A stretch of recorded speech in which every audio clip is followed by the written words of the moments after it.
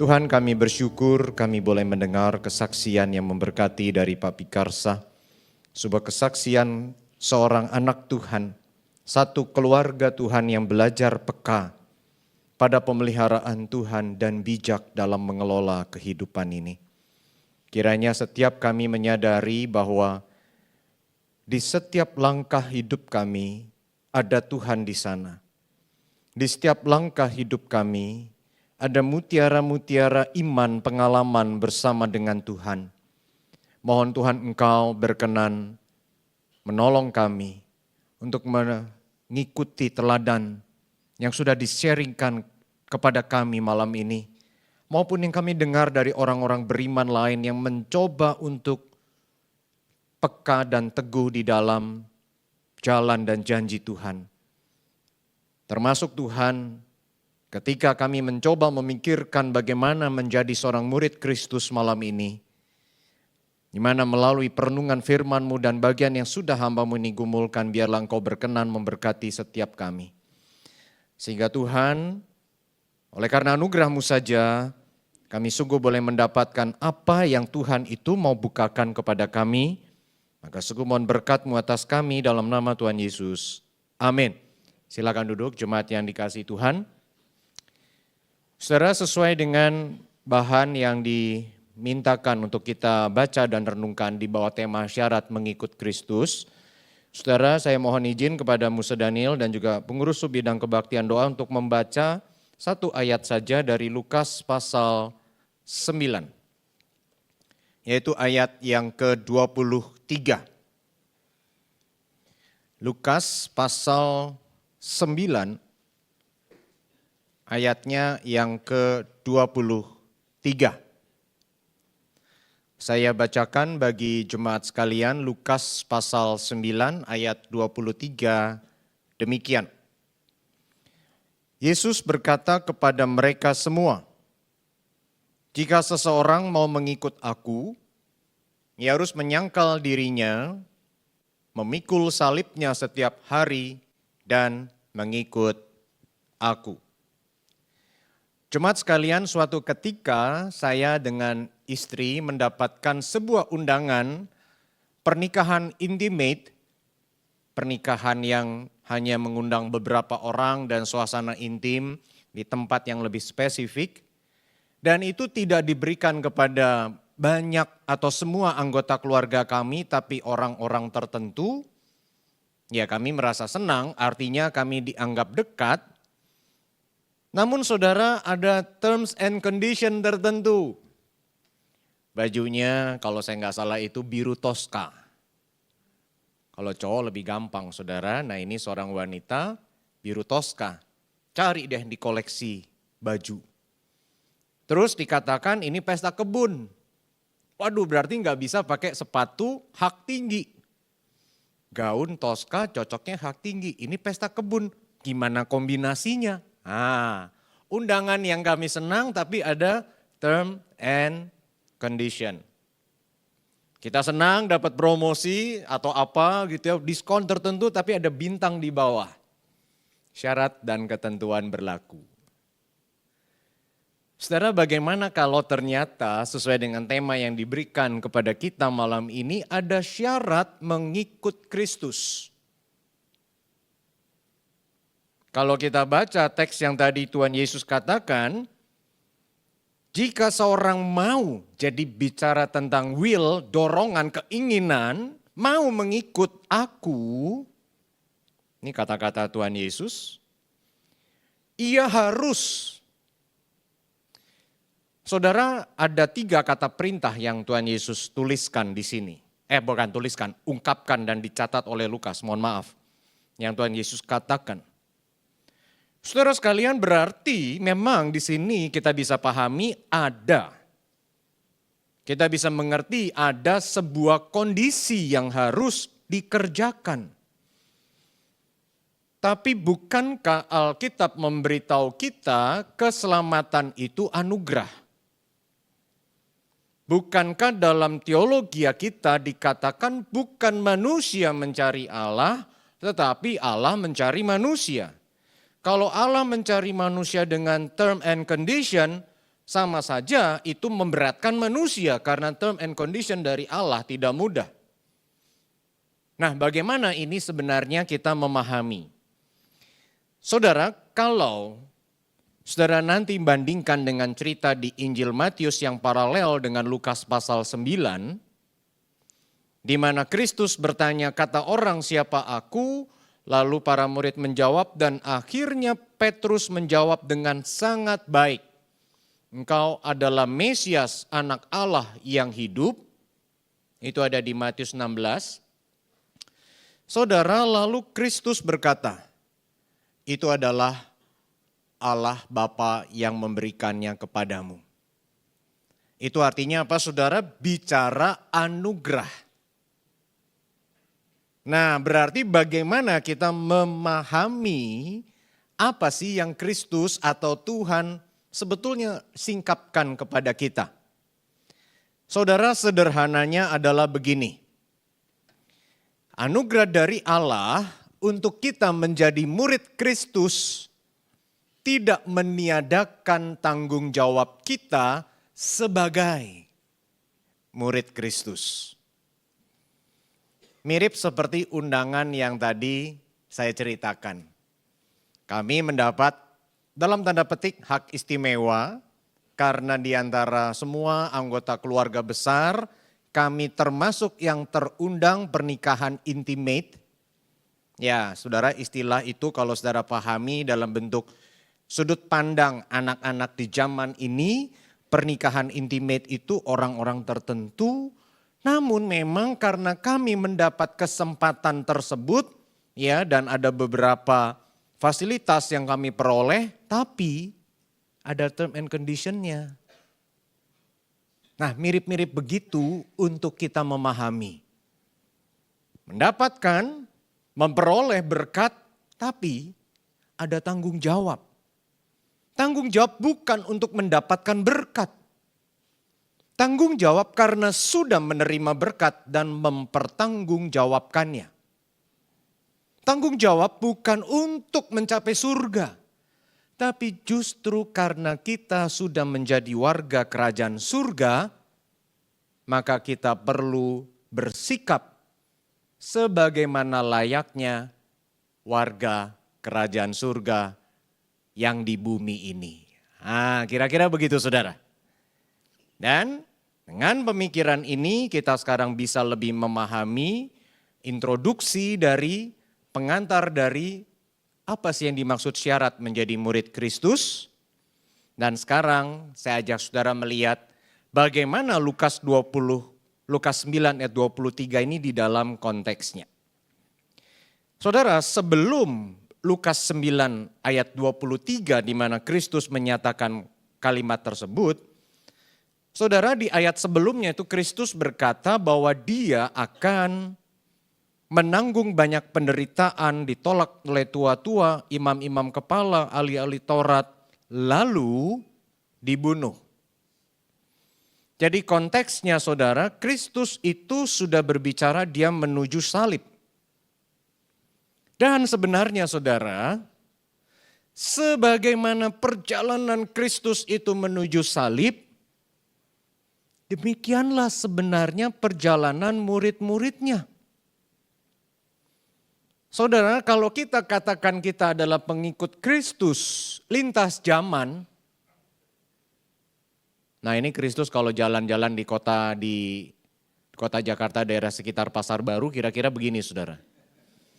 Itu Kristus dan ini kita para muridnya ya, setelannya ada yang smart casual dan sebagainya begitu ya, tapi ini Kristus tetap dengan Kristus di zaman dahulu. Saudara, menjadi orang Kristen itu relatif gampang. Bisa karena faktor kelahiran, bisa karena tiba-tiba kita bilang kita percaya lalu seperti minggu kemarin dilayankan baptisan ataupun CD. Karena yang sebenarnya apakah iman itu sejati atau enggak hanya Tuhan dan orang tersebut yang tahu. Betul saudara? Sekalipun pendeta, para pengajar di kelas katekisasi mencoba semaksimalnya memastikan pengakuan itu sejati. Tapi saya mau katakan kepada saudara menjadi orang Kristen muda cuma jadi murid Kristus sulit. Setidaknya selama 1,5 tahun saya berada di antara saudara, sudah 2 kali saya mendapat terusan pesan yang masuk ke Instagram GKY Sunter yang berkata, aku mau jadi orang Kristen. Setelah di cross check, alasannya kenapa saudara? Pertama, kesulitan ekonomi. Yang kedua, butuh kerjaan. Memang GKY Sunter biro jasa. Tapi dalam pemikirannya, dengan menjadi orang Kristen, akan bebas secara kesulitan, bebas dari kesulitan ekonomi dan mendapat kerja. Tapi kita perlu sadar betul saudara, kalau kita memang mau jadi murid Kristus sebenarnya itu sulit. Sulit oleh karena apa saudara? Oleh karena kalau kita perhatikan di sini, panggilan pemuritan atau yang saya sebut malam ini sebagai tanggung jawab kemuritan. Yang pertama adalah menyangkal diri. Saudara, saya membaca tulisan John Calvin ini di dalam buku yang ketiga, yang merasa dirinya orang reform tapi belum baca Institutio sampai selesai, itu berarti salah satu dosa orang reform, termasuk saya, Institutionya belum selesai. Saudara, di buku ketiga itu, bab yang ke-7, Calvin tuh ngomong demikian, hal tentang khusus menyangkal diri. Dia tulis itu di beberapa bab saudara, hanya tentang menyangkal diri. Dia bilang begini, bahwa menyangkal diri itu kita tidak mencari hal-hal yang menjadi milik kita, melainkan hal-hal yang merupakan kehendak Tuhan. Dan yang akan melayani untuk lebih memuliakan Tuhan. Kalimatnya susah saudara. Tapi maksudnya Calvin adalah menyangkal diri itu kita tidak lagi mencari yang kita mau, tapi mencari kehendak Tuhan. Tidak lagi mendahulukan diri, tapi mendahulukan Tuhan. Tidak lagi mencari hal-hal yang memuaskan diri, tapi memuaskan Tuhan. Mudah mengatakan, sulit melakukan. Dalam saat tertentu, relatif mungkin lebih mudah melakukannya.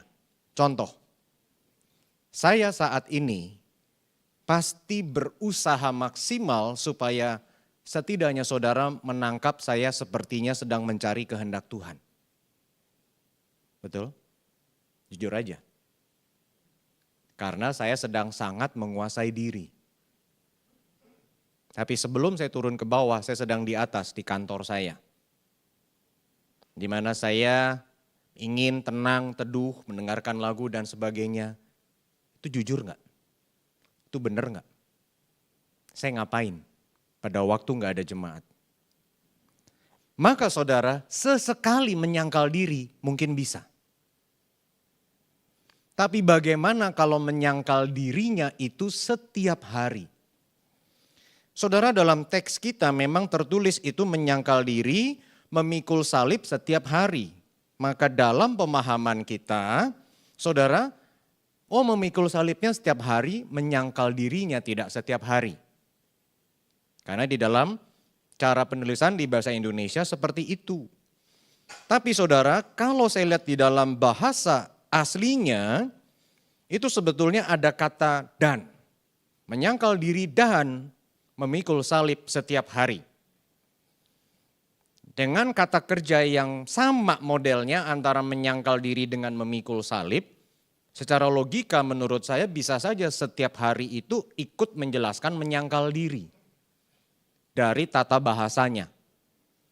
Dan kalau kita bicara logika, rasanya yang Tuhan mau bukan nyangkal dirinya sesekali dong, tapi setiap hari. Artinya apa? Terus menerus.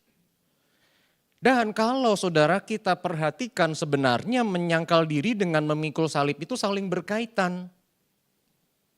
Kenapa saya bisa katakan itu? Karena pemikiran saya demikian. Setelah Kristus berkata bahwa dia akan menuju Golgota, baru dia berbicara kepada para murid, kamu menyangkal diri, memikul salib dan mengikut aku. Saudara, mari kita ingat, sebelum Kristus menuju salib, Kristus menyangkal diri enggak? Bukan kehendakmu tapi kehendakku.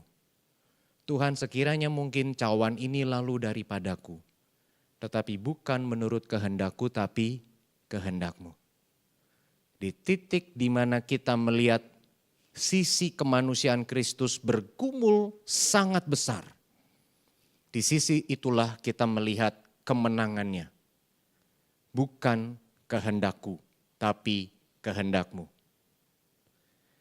Maka orang bisa menyangkal diri, orang bisa memikul salib kalau dia menyangkal diri.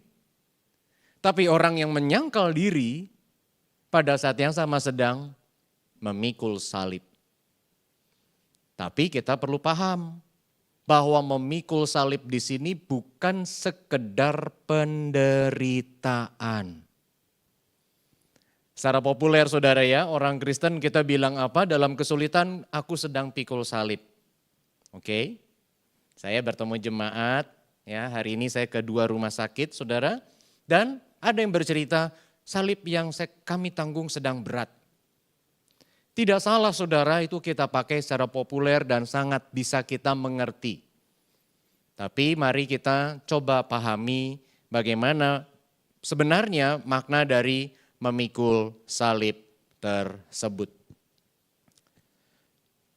Saudara, seperti Kristus, salib yang dipikul itu sebetulnya bukan salib yang sudah ada horizontalnya, ada vertikalnya, tapi salib yang sisi horizontalnya itu. Disebutnya patibulum. Ya. Dan itu memang berat, saudara.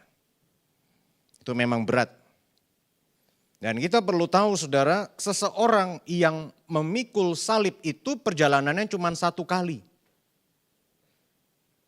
Dan 1 arah. Dan itu menuju kematian. Maka waktu dikatakan murid Kristus yang mau mengikut aku haruslah menyangkal diri, memikul salib. Saudara, itu sebetulnya one way route. One way trip menuju kematian. Kematian apa? Bukan kematian secara jasmani saja, semua orang memang akan mati, tapi kita tahu yang percaya pada Kristus akan hidup. Kematian apa? Kematian dari manusia lama. Kematian dari daging. Kematian dari pengaruh dosa. Jadi saudara, pengertian populer itu penderitaan. Apabila penderitaan itu menyebabkan kita semakin terbebas dari dosa, mungkin itu salib. Kira-kira begitu penjelasan yang terkait sama istilah populer kita. Ya, aduh aku memikul salib. Padahal seperti salah satu menti saya sampai di penjara. Tapi karena salahnya. Dia menipu banyak sekali orang dan menipu perusahaannya sendiri. Menjadi pidana maka dipenjara.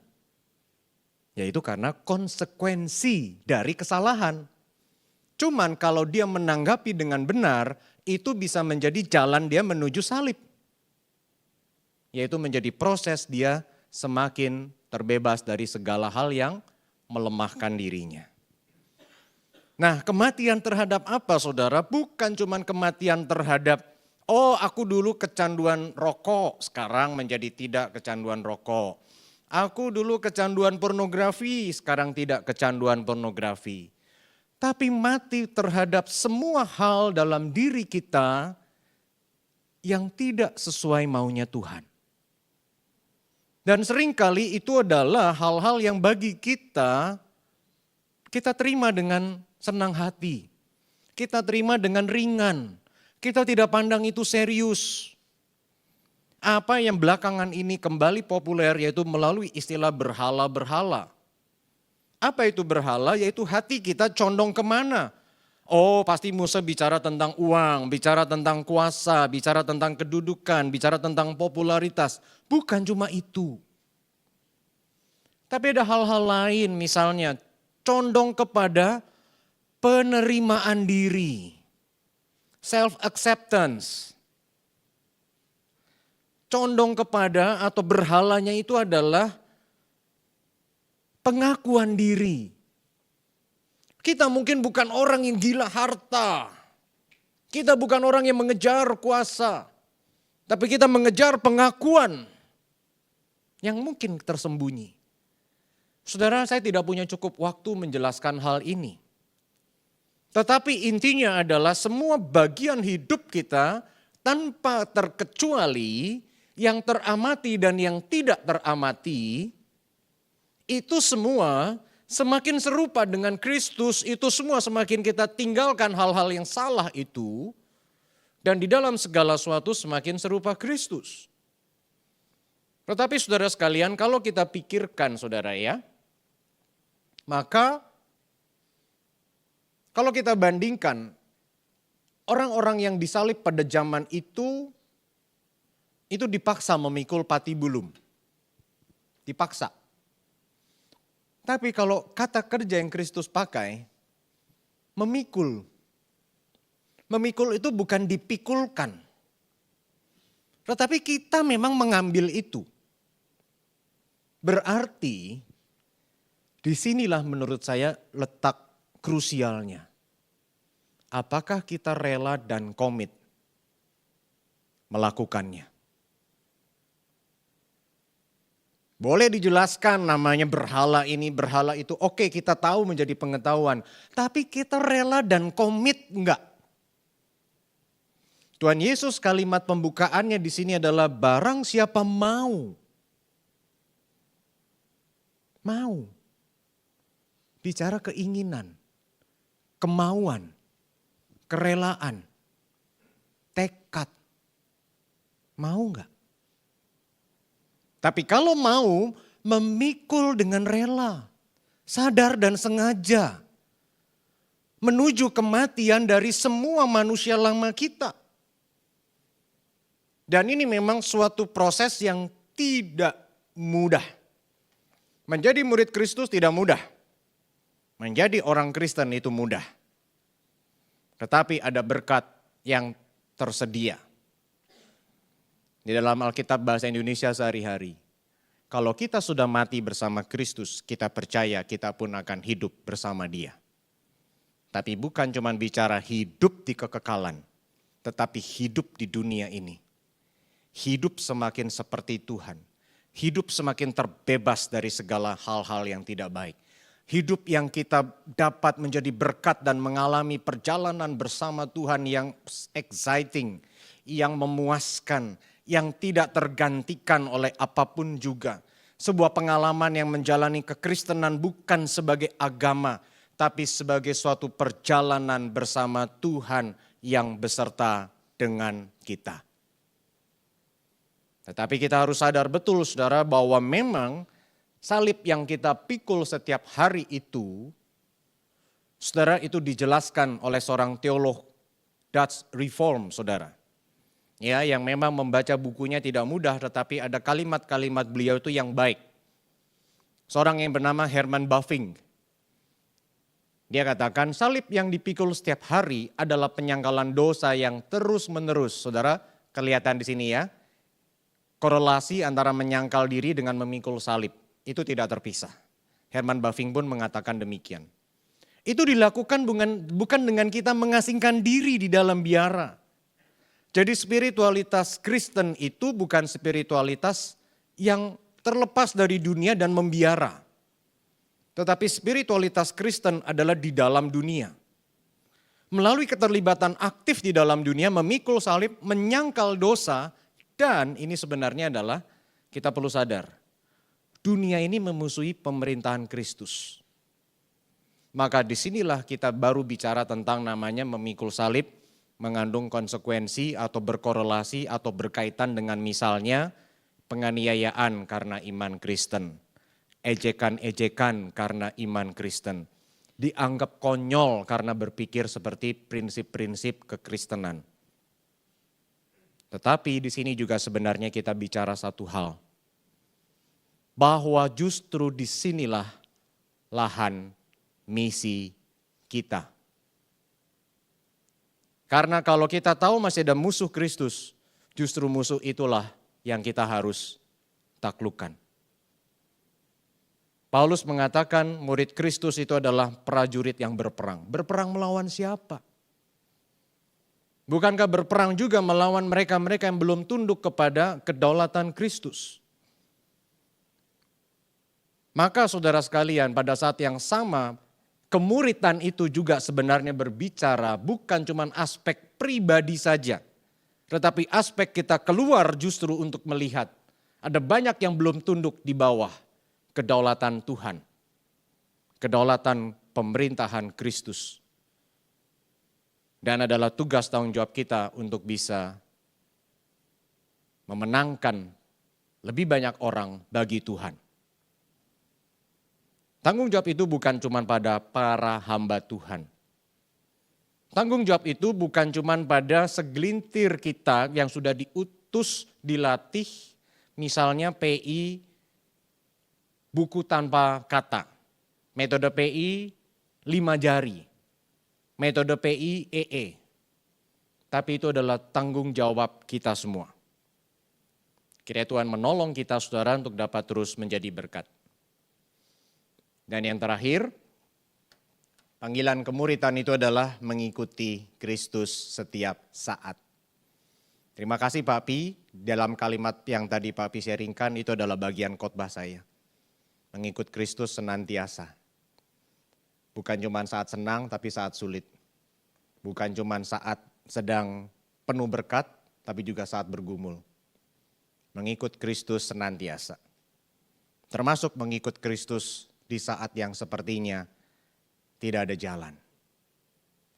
Saudara, kata kerja yang Kristus gunakan di sini itu ada nuansa keberlanjutan. Mengikuti Kristusnya itu berkelanjutan. Nggak bisa cuma saat-saat tertentu, tapi terus menerus. Kalau begitu saudara, kita harus mulai dari mana? Ya, kita mesti mulai dari mana? Nah malam ini saudara saya berikan beberapa hal. Mudah-mudahan gak berat saudara ya. Yang pertama, dimulai dari prinsip normatif. Mari kita mulai dari kita kembali kepada Alkitab ngomong apa. Kembali kita mulai pada kita mau dengar-dengaran akan firman Tuhan. Ketika kita dengan sadar mau menundukkan diri dan dengar-dengaran akan firman itu kita sebetulnya sedang menyangkal diri tetapi mengisinya itu dengan apa yang Tuhan itu mau. Oke, saya langsung saja buka semua saudara. Tetapi pada saat yang sama sebetulnya diperlukan prinsip yang ketiga yaitu kita sendiri sebetulnya mau teachable. Kita mau punya hati itu yang lembut untuk belajar. Kita nggak mau cuma jadi diri sendiri, kita mau terus berusaha untuk hidup kita semakin sesuai dengan firman. Apalagi kalau kita tahu kita juga punya tanggung jawab untuk dalam relasi dengan orang lain, kita menjadi berkat bagi mereka. Kita mau berupaya menolong orang lain semakin kenal Tuhan. Kita mau orang lain lebih bertumbuh semakin kenal Dia karena seperti tadi saya katakan, panggilan menjadi murid Kristus bukan sebuah panggilan yang sifatnya untuk diri sendiri saja. Tetapi ada nuansa di sana. Bagaimana kita melihat masih banyak orang yang belum kenal Tuhan. Termasuk bagaimana kita tidak menjadi batu sandungan bagi orang lain. Secara pribadi kita perlu terus berefleksi. Apa yang kurang, apa yang perlu saya perbaiki, apa yang masih menjadi berhala dalam hidup saya. Dan kita sangat perlu accountable partner. Rekan yang bisa kita percaya. Bisa teman satu kelompok, bisa mentor, bisa saudara seiman yang kita dengarkan kesaksiannya. Bisa kita belajar dari semua orang siapa saja. Dan malam ini saya belajar dari Pak Pikarsa dari kesaksiannya. Saya berefleksi setelah mendengar kesaksian Pak Pikarsa. Apa yang dapat saya lihat dalam hidup saya? Apakah saya bisa peka menemukan di mana sebetulnya Tuhan sedang memelihara hidup saya hari-hari ini? Atau jangan-jangan saya lupa. Bukan mengandalkan lutut untuk berdoa, memuji Tuhan dan bersyukur, tapi mengandalkan diri sendiri. Saudara, pada akhirnya pesan saya bagi kita sekalian adalah menyangkal diri, memikul salib, dan mengikut Dia setiap hari. Adalah tanggung jawab dari kita orang-orang yang memang sungguh-sungguh mau belajar menjadi murid Kristus. Modalnya bukan dari diri sendiri. tetapi Tuhan yang beserta dengan kita. Di dalam kitab Filipi pasal 2 ayat 13 dikatakan, kerjakan keselamatanmu dengan takut dan gentar, tetapi di ayat berikutnya dikatakan, Allah yang bekerja di dalam kamu. Untuk memberikan kepada kita segala yang kita butuhkan untuk dapat mengerjakannya. Tuhan yang beserta kita, kiranya menolong. Dan kita punya saudara seiman, untuk kiranya kita saling menolong untuk semakin menjadi murid Kristus seperti yang Tuhan itu mau. Mari kita berdoa. Terima kasih ya Tuhan untuk hamba-Mu yang sudah menyampaikan, biarlah oleh anugerah-Mu kami boleh terus memikirkannya. Untuk kami kemudian dapat menerapkannya dalam hidup kami. Kasih karunia berkat pertolongan Tuhan, tolonglah untuk kami sungguh dapat berubah, bertumbuh setiap hari semakin serupa dengan Kristus. Setiap hari semakin seperti yang Tuhan itu mau. Di dalam nama Tuhan kami Yesus Kristus kami berdoa.